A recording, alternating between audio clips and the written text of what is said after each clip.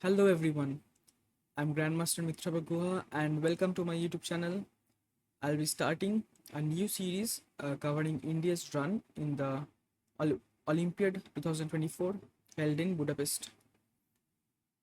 So today it was the first round and India was facing a relatively weak team, that is Morocco. Ev- all the boards were massively underrated. Uh, like Prague was facing a 2300, Arjun was facing a 2100, and so on. So we'll start by going over Prague's game, which was relatively easy, and he just demolished Mohammad Tissot from Morocco. He starts with the e4, which is generally considered the most attacking approach to the game. The opponent plays c5, taking up the challenge and going for the sharpest variation against d4.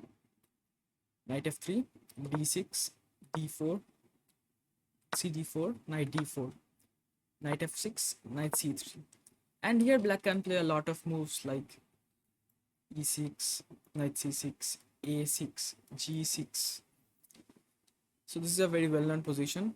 Uh, Black decides to go for knight c6, which is called the classical Sicilian. Prague decides to go bishop g5, which is one of the most ambitious variation for white, also the most critical. Black goes e6, queen d2, a6, takes long castle. So white is saying that I have destroyed your queenside idea of b5, a5, and b4, uh, going against an attack on my king. But on the other hand, this also opens up black's b file, which will be useful for black in putting some pressure on the b2 pawn, coming like queen a5, sometimes d5, bishop a3, c3 must be hanging sometimes. But as you can see, black doesn't get anything because black goes bishop e7, and immediately white takes on f6. I'm not so sure about this move because white is just giving up his double bishop, but also on the other hand he's just destroying the king side also of black. So if black goes bishop f6, white can just go queen d6, queen d6, rook d6, and he's a healthy pawn up in the endgame. So black has to go g into f6. White goes bishop c4, just developing the bishop. This can also help in the future defending against any kind of rook attacks on the b file by going bishop b3. Also, white aims to go f4, f5, hit on e6, and also weaken black's king. Black goes castle.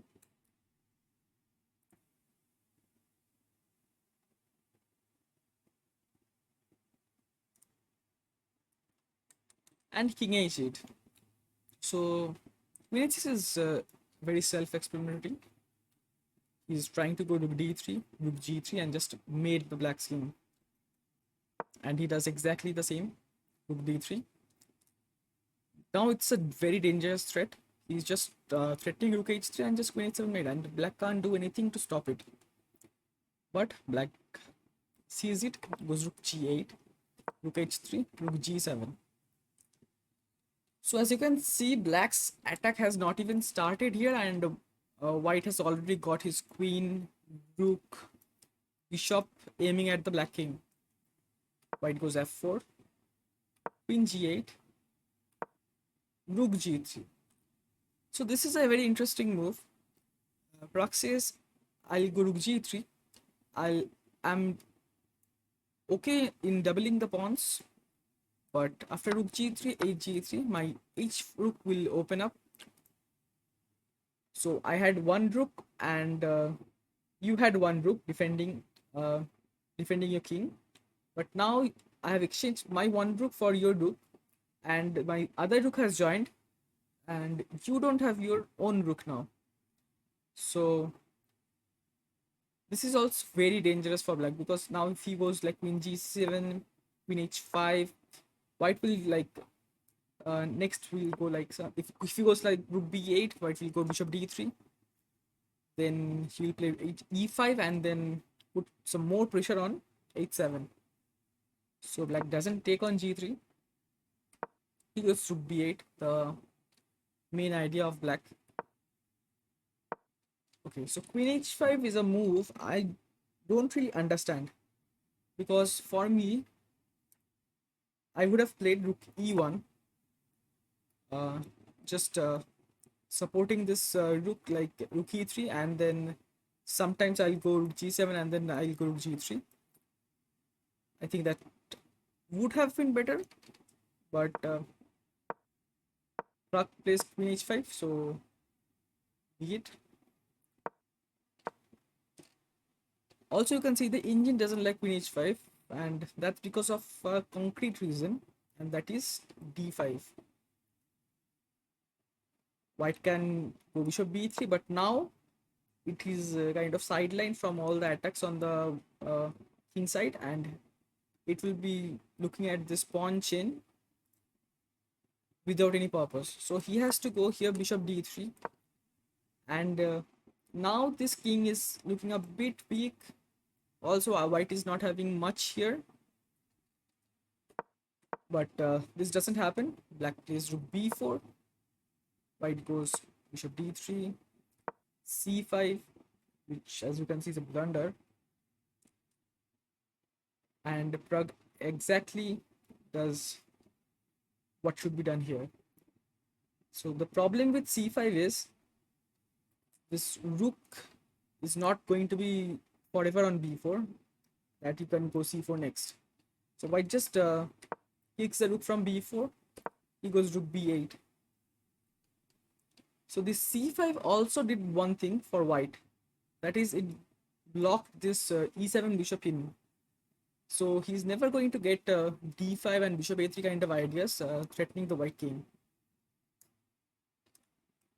White goes rook f1, rook g6, rook f3.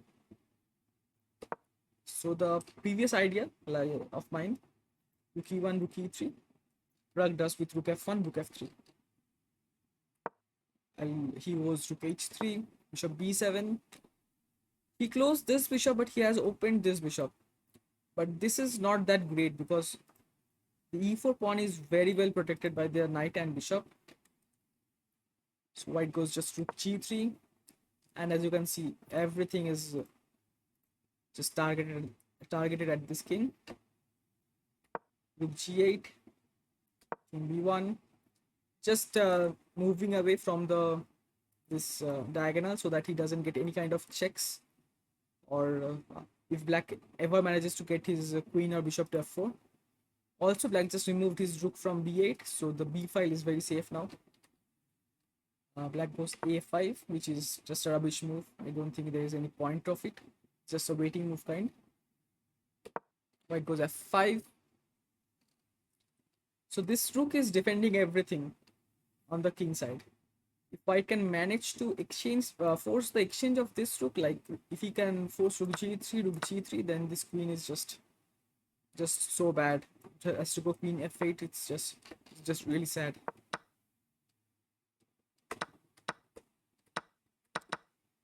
But Prag captures h3, which is also very good, because the rook is still putting pressure on the h file. This queen can't move, so this rook can't do anything on the g file. Takes here. I don't think this is like any good move at all, because this just opens up the d5 square for white. And as you can see, Prag immediately capitalizes on that. He goes rook knight d5, bishop d5, ed5. So the main idea here is he'll just go bishop f5. This is just a dead pawn. It will be dead by 2 moves. That's just a rubbish bishop. It can't do anything. It's just looking at all its pawns, and it has no purpose in life. Rook e8, and Pragg here plays a brilliant move. Bishop f5. Just hitting on h7 pawn, kind of forcing h6. Black says if you take, I don't mind. I'll take back, king g7, and you're a pawn up, you're clearly winning, but I'm not getting mated immediately. But Pragg here says no, not that fast. He goes queen e2, which is like a genius move.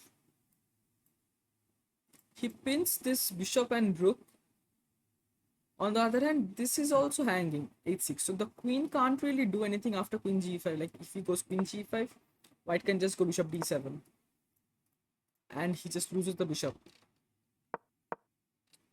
So black plays queen f8, which is like almost like resigning, and he does resign. He does not even wait for Pragg's move because he saw white will just go queen e3, and he can't really protect this h6 pawn. And that's how India got his lead the first round. Pragg winning very easily against the international master from Morocco. The second board was not this easy. Arjun was playing Jack Elbilia, 2343 FM from Morocco. Arjun was almost 420 points above white, so it was supposed to be a very easy game, but it was not the case.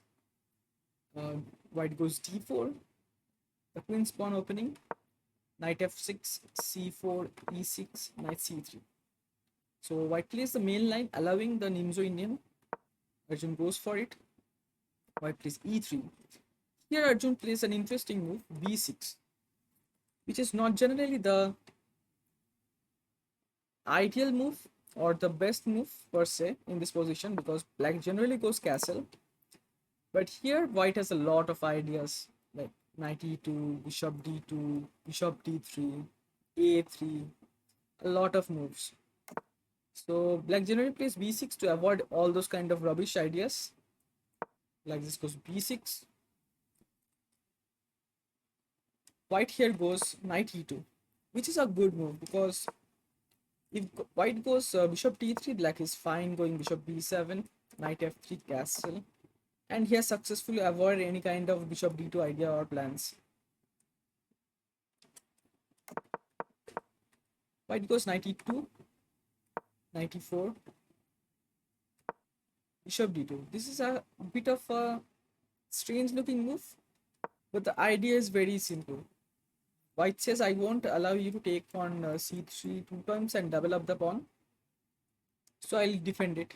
Even though if I have to give up my double bishop, I'll do that. Arjun takes the bishop, queen d2, castles. Here, after castles, white plays g3. So the question is, shouldn't Arjun just go bishop b7? Because this just stops white's idea of g3. Even e4 is not happening because of bishop d4. The pin. Castles, a3, bishop e7, and g3. Here the engine says the black should go bishop a6, bishop g2, c6, and put some pressure on the c4 pawn because the bishop is not on this diagonal. So if white goes b3 to protect this, black can go d5, again put some pressure and kind of force white to take here. After which black will take with the c pawn, and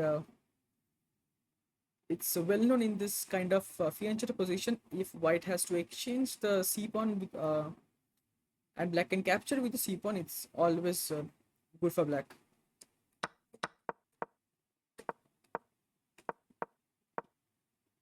But Arjun plays bishop b7, which is also very reasonable. Asking white how does he protect this diagonal, because he can't move his rook, so that he won't be able to castle next. White plays e4. This is a very interesting idea. This kind of moves might look tempting, but it is not doing it much because of bishop g2 takes and just knight e4. And white has a very strong center here. So black just goes knight c6. This is a very cheeky move with the idea of knight a5, putting pressure on the c4 pawn. Knight b3. A devastating fork. So white sees it, plays queen d3, bishop a6. So Arjun kind of provoked e4 and then went bishop a6. The idea is very similar. He'll put pressure on the c4 pawn as the bishop is going to go to g2 away from this diagonal. White goes b4. Engine really likes this position for white, and why shouldn't it? White has got 4 pawns in the center, black has got 0. Although black has the double bishop, it's not doing much. Here Arjun plays a fascinating move, which I'm sure he wouldn't have played if it was anyone else, like any of the top players. He plays bishop b4, which the engine hates like immediately. It says it's just lost for black. But the opponent doesn't know that, and he might think Arjun is still in preparation. Bishop b4, a b4 is forced, knight b4. This looked a bit tempting to Arjun, I can understand, because if white has to go queen b1, this bishop has not yet developed. This might be falling next. Black can get some kind of checks on d3. So Arjun plays c5, protecting this knight and attacking the c4 pawn. Here, his opponent just returns the blunder. He just takes on a6.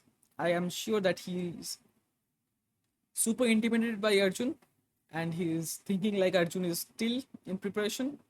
So he just gives up the exchange and tries to equalize immediately. The best would have been knight f4, just protecting this pawn, because c into d4 is not happening. This is hanging.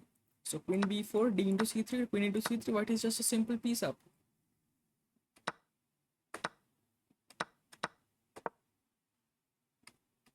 White takes rook a6, knight a6, d5, knight b4. So this position still looks good for white, but the problem is white doesn't have the dark square bishop, and black can anytime just close this position with e5 and d6. Then he'll start pushing his own pawns on the queen side with a6 and b5. He goes bishop g2. Black just takes. I don't really like this idea, because this is again opening up the position bit, and I think this 2 minor pieces would be much stronger in an open position than the rook. White takes here with the knight. Takes, rook e8. So Arjun says that there's a pin here and you can't really castle now, because I'll just take on the e2. White goes queen d3. A very normal move, but which the computer doesn't really like. Protecting the e2 pawn, e2 knight. The computer says it's bishop e4 actually, which is a very strange move to find over the board. It actually does two purpose. It stops the spin, and also it attacks the h7 pawn. So like if white goes, black goes queen e7, bishop h7, king f8, he can go back bishop d3, and then next move he'll just castle. I'm sure this bishop e4 is not that easy to find over the board. So white plays queen d3, and Arjun just goes for it. The king is in the center. This e2 is a bit weak. It's in pin. Arjun plays b5, immediately breaking open the queen side. The point is, if white goes castle, he can just go b4, a5, a4, a3 and just roll his pawns down the board. b4, d6, rook b8. Apparently, the engine wants black to go a5, which is just like a brilliant move. It's just giving up the a8 rook for the bishop, so black will just be a piece down. But it says that these two pawns have enough compensation to hold the game against this knight. But I'm sure Arjun didn't go for this because this is not really going to be easy to win, because white knight can sometimes give up itself for these two pawns and force a draw. So Arjun keeps the pieces. Knight f4, queen f6, queen b3. I think he could have gone something like rook b1, keeping this pawn. a5 I can understand, but still queen b3 just gives up the d6 pawn. Bishop d5. He says that I don't care about the d6 pawn because your d7 pawn is never going to see the day of the light.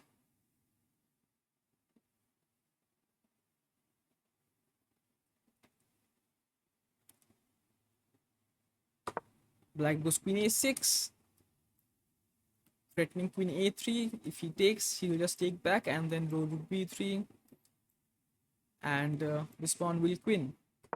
White goes rook d1, rook e7, just protecting these two pawns in case if white goes bishop f3 or something, d7 would not be hanging anymore.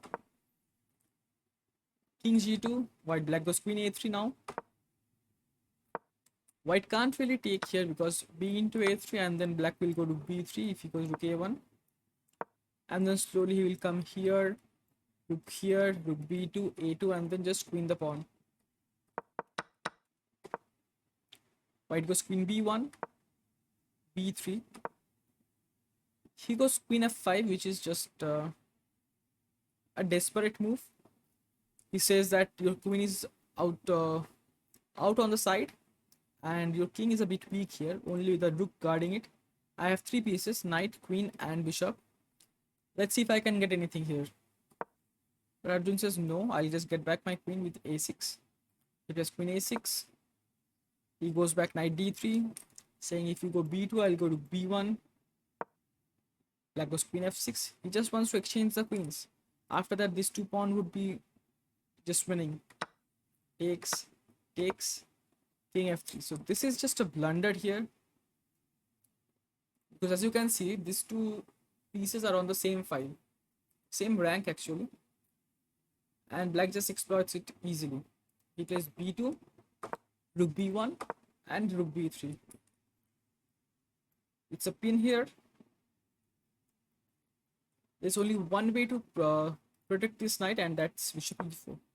You'd think that it's fine now that this is protected. White is threatening rook b2, and this rook can't protect this b2 pawn. f5 he'll just take here, but black has a brilliant move here, d5.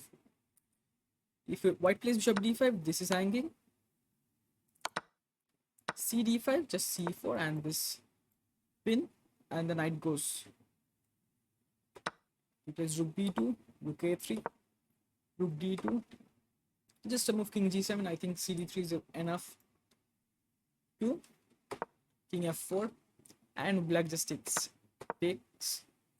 He actually doesn't take here because if he had gone bishop d3, black can just simply go rook a4, king f3 and rook d4, pinning this. This is cut off. If he goes d6, he can just take, and this two pieces can't really untangle itself. White goes bishop f5, rook a4, king f3 and rook e5.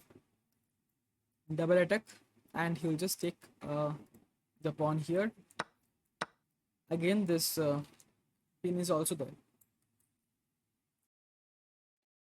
So moving on to, Arjun has given India 2-0 lead, and India is verge of winning the match. We move on to the third board where Vidit is playing against Pierre Okhir. Sorry for the pronunciation. White goes e4, e5, knight f3, knight c6. The standard stuff, bishop b5, he goes for the relopes. Black goes d6 instead of a6, which is like the main idea. After which white generally goes bishop c6 or bishop a4. Black goes d6, white immediately captures the center with d4. If black had gone e into d4, which is like the main line of d6 variation, white goes here, bishop d7 and knight c3, and not bishop c6, because bc6, knight c3 and c5, it's kind of fine for black here. But black goes the worst, bishop d7. Here white takes here first, because if he's going bc6, then white can just take a knight e5. So he has to go bishop c6, knight c3, knight f6.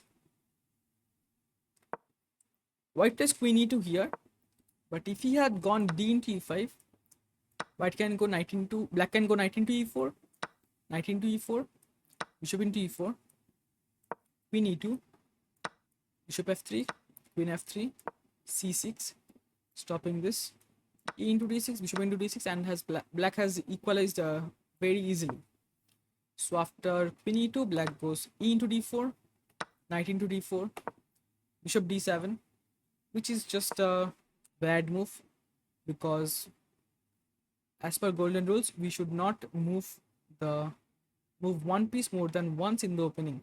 But here black has moved this bishop twice, and he's again moving it within 8 moves of the starting. Bishop d7, bishop f4, with some kind of ideas like e5. If black just ignores it, like a6, white can just go e5, d5, bishop e5, threatening any kind of discover here. Bishop e7, takes, and it's just winning. Black goes bishop e7, long castle, short castle. So there is a new dynamic in the position. It's the opposite side castling. White is trying to go h4, g4, g5, h5, and just blow up the king side. On the other hand, black will go b5, a5, and attack the white king. White goes rook g1. Black goes b5 immediately, which is a definite bluff, because this is attacked 3 times by white and only 1 times by black. But black says, okay, you can take my pawn, but I'll go rook b8 and put pressure on the b5. But even after taking, black just goes rook e8, which is technically based on some kind of ideas against this queen, but nothing is actually happening here.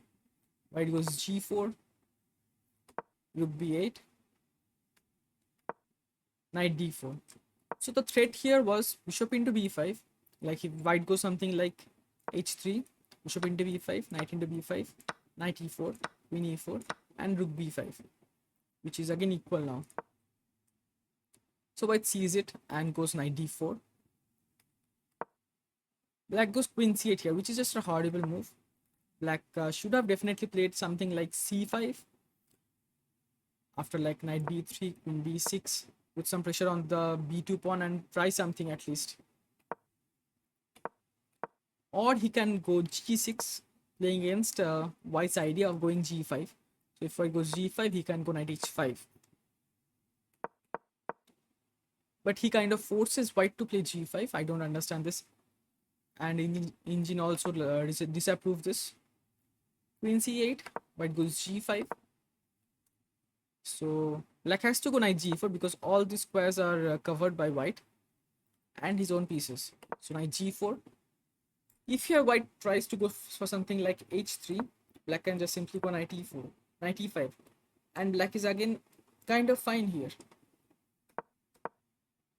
But white sees it and white goes knight f5. Bishop f5. There's a very fascinating line here. If black had gone knight e5 first, white can go knight into e7, rook into e7, knight d5, rook e8, bishop into e5. If black goes d into e5 here, white can go knight g5, knight f6, sorry, e into f6, g into f6, which opens up this rook that has been keeping an eye on the g8 king through an x-ray. It goes to h8, queen h5, threatening rook g7 and mate. He has to go rook g8. White takes here, queen g8. This d7 bishop is finally hanging.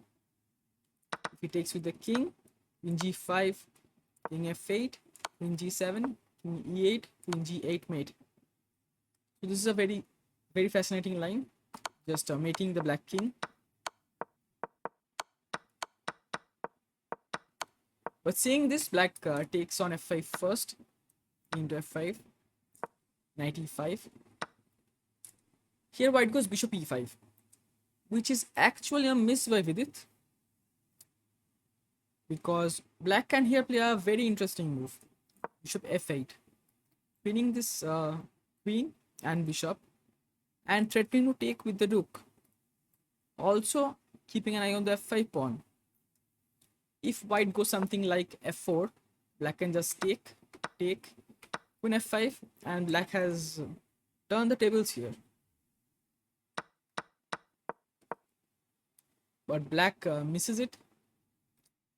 He takes on e5, white goes f6, bishop f8, takes, and white goes queen c4. So this is a very interesting move. Generally speaking, knight e4 is the first choice. Putting this knight on this beautiful square, blocking this diagonal, and black can't even try to get this knight out of e4 because this pawn is topping these two pawns. But this is another different idea. White is just threatening g6. If something like a6, white will just go g6, 8 g6, rook g6, and just blow up the king side.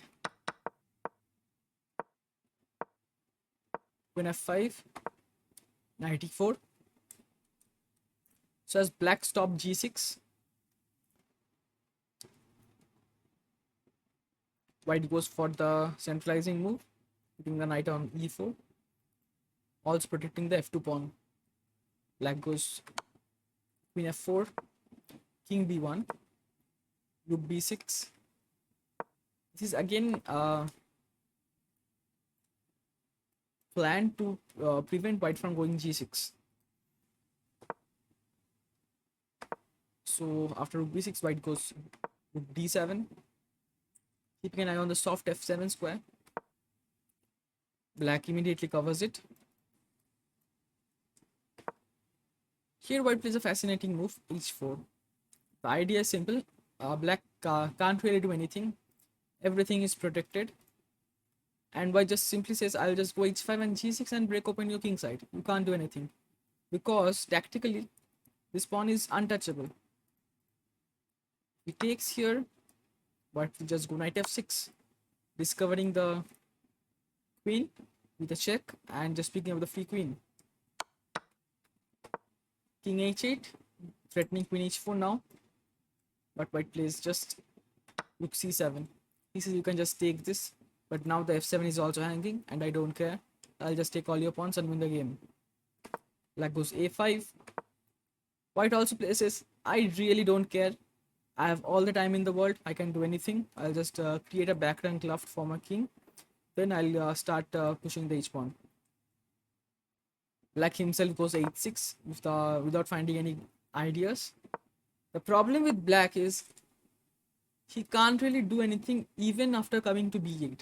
Like if he goes rook b8, something like this, rook b6, white just plays b3 and it's over. There's nothing. a4, just go into a4. Black can't do anything here. Black goes h6. White just plays rook d1. I think g86 is also definitely winning. opening up this file, but Vidit says, no, sorry, I won't allow you to go f5, and just goes rook d1, just threatening rook d7, doubling up on the 7th rank, and it's over. So with this win, India has got 3-0 win and practically won the match. So the fourth board doesn't even matter. But on the fourth board, Hari Krishna, the most experienced player of the team, is playing 2016 rated Anas Moyad. Hari Krishna is black here. Anas plays e4. Hari Krishna plays the most ambitious opening with black, the Sicilian. White plays knight f3, knight c6. I think Hari Krishna was trying to go for his very own time enough, but white doesn't allow him to go. He plays the sideline bishop b5, which is now almost as popular as a d4, but so Hari Krishna plays d6, castles, bishop d7. Black says, I had given you one opportunity to take on c6. You didn't take, I won't give you another one. He goes rook e1, knight f6, c3, a6, bishop f1. All just normal stuff. Black goes bishop g4 here. This is an interesting move. He says that I know you are trying to go d4, but I won't allow you to go d4. If you go d4, take here, bishop into f3. If you take with the queen, I take here the pawn. If you take here, I have successfully destroyed your king side. So white says, no, I'm not going d4. You just give me your double bishops. Black goes bishop f3, queen f3, g6, a4, bishop g7. As you can see, white still can't go d4, and black has already on the verge of completing his development here. Knight a3. So white is trying to go knight c2 and create some kind of d4 ideas. Castle, queen d1. As you can see, yeah, he's going for d4. But black says no, I'll still stop it. He goes d4, takes. Black is a pawn up. White goes knight c2. He says, I'll still go d4. Black goes, no, I won't allow you to go d4. And this is kind of the end of d4 idea, because white can't really put any more pieces towards d4. So he gives up and goes d3. Black goes rook b8. Problem is white can't really go bishop e3 because b2 is also hanging. So white goes knight e3. I don't really like this idea, because where is the knight going? Knight d5, I'll just come back and hit it with e6. Knight here, I'll come back queen c7 and go b5. Black goes queen d8 directly. Queen c2 and b5 immediately. So this kind of structure is very common with white as English, which is generally considered very good for white. But black has got the same structure here, and it's clear black has won the opening battle. White takes here, bishop d2. Black goes queen c8 here. So the idea is he really wants to go b4. But this knight is a bit loose with some kind of ideas like cb4 or d4, or somewhere this might become a problem for black. So black just says, I'll go queen c8. I will even stop any kind of rook a6 ideas. And then I'll go b4. I don't have any hurry. f4. Black goes e6, saying I won't even allow you to go f5, knight g4. So if white still tries to go f5, black can just come back here, open up this diagonal, and put some mating attack on the white king. White goes king h1, b4, rook eb1. So white is again going for the defensive. I don't like this idea, because white had to go for something aggressive like f5 or something. Rook b1 is just way too passive. it just gives everything to black. Black will just slowly put all the pieces on like queen c7, rook b6, rook b8, and then he will timely take on c3. On the other hand, white can't really do anything other than sit on c2 and b1, looking at his own pawns. Queen c7. Also, white can never take on b4 because it will just give up the d4 square. He goes queen c7, white goes rook a6, black goes knight b6, with similar ideas like rook a8, just exchanging this rook. Push b2, queen b7, rook 6, a1, and finally black breaks open with d5. As white is perfectly placed to counter any kind of queenside expansion with b into c3, so black breaks open in the center here. Takes bishop f3. He says, I'll just attack your d5 pawn. This bishop is now very strong. Black says, no, I'll defend it. White here goes for some kind of repetition. I don't know why, because Hadi is definitely not going to repeat. Black just plays queen d6. Here he just blunders straight up with f5. The problem with f5 is the bishop is on g4, so knight is not coming to g4 anytime soon, and also the knight doesn't have a square on c4 because this knight is guarding this, and definitely white doesn't want to go f1 or d1. Black takes the advantage with d4. White goes knight c4. Black just takes, and as you can see, this is a very big pin. This pawn is super weak, and white black just attacks the queen here. His idea is just simple. The queen is perfectly placed on c2. If white takes here, he'll just take with the rook, queen b3, queen d2, and he just piece up.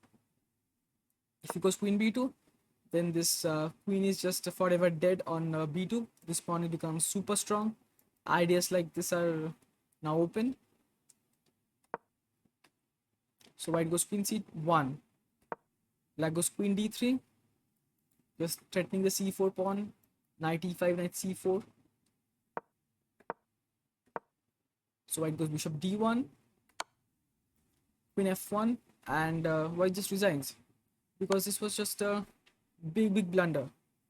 He forgot that this closes this first rank, which is very unique in this kind of position because white has 3 major pieces on the first rank, but still it gets mated on the back rank. Queen f1. The idea is just simple. King h2 is forced. Bishop e5. Bishop f4 he just take. And if he goes just g3, he will go queen f2, king h1, bishop g3, threatening mate into, and white can't stop it. So this was the first round of Chess Olympia 2024 held in Budapest. It was a 4-0 clean victory for India. Tomorrow, India is playing Iceland. Thank you everyone for watching till the end. If you like this kind of content, please consider subscribing and leaving a like. We'll see you tomorrow with the round 2 recap of Indian team in Chess Olympia 2024 in Budapest. Bye bye.